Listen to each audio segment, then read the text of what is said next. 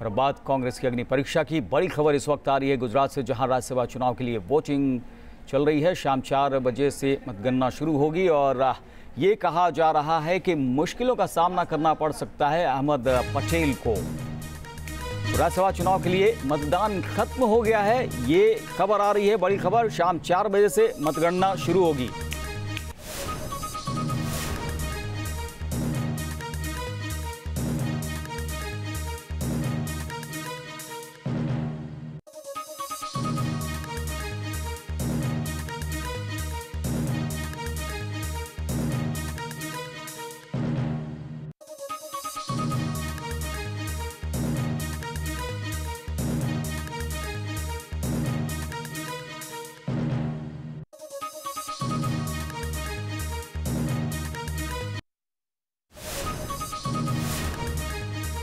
खत्म हो चुका है। शाम 4 बजे से वोटों की गणना शुरू होगी और सभी विधायकों ने वोट डाल लिए हैं। कुल 176 विधायकों ने वोट डाले और 4 उम्मीदवार मैदान में हैं।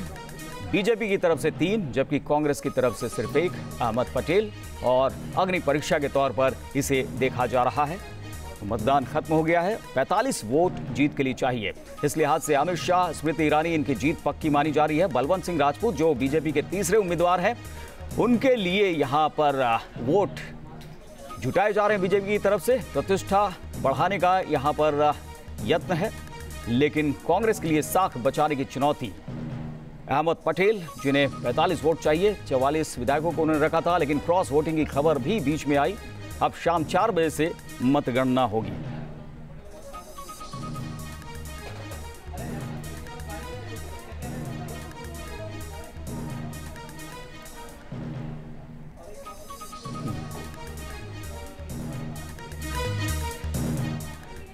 चलिए, अब जो है वो मतगणना के बाद तस्वीर सामने आएगी, लेकिन ज्यादा जानकारी के लिए चलते हैं इस वक्त अपने सहयोगी पूरब पटेल के पास। पूरब, वोटिंग खत्म, क्या लगता है जीत किसकी होगी?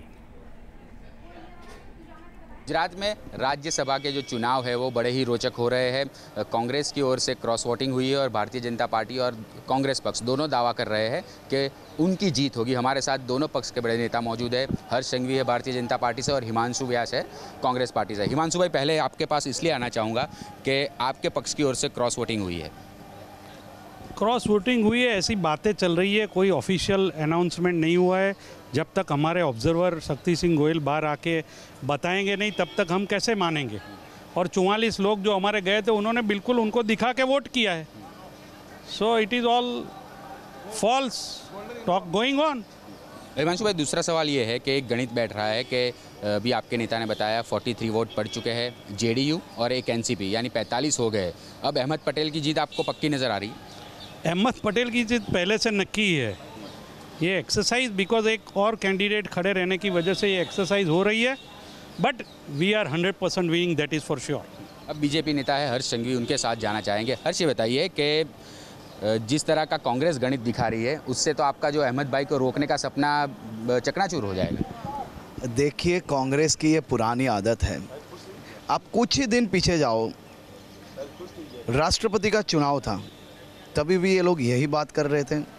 राष्ट्रपति चुनाव का जब रिजल्ट आया तो उनके एक भी ऐसे नेता नहीं था जो डिबेट में आने के लिए रेडी थे। आज भी मैं आपको 100% एश्योर कर रहा हूँ कि 5 बजे के बाद इनमें से एक भी लीडर डिबेट में आने के लिए रेडी नहीं होंगे।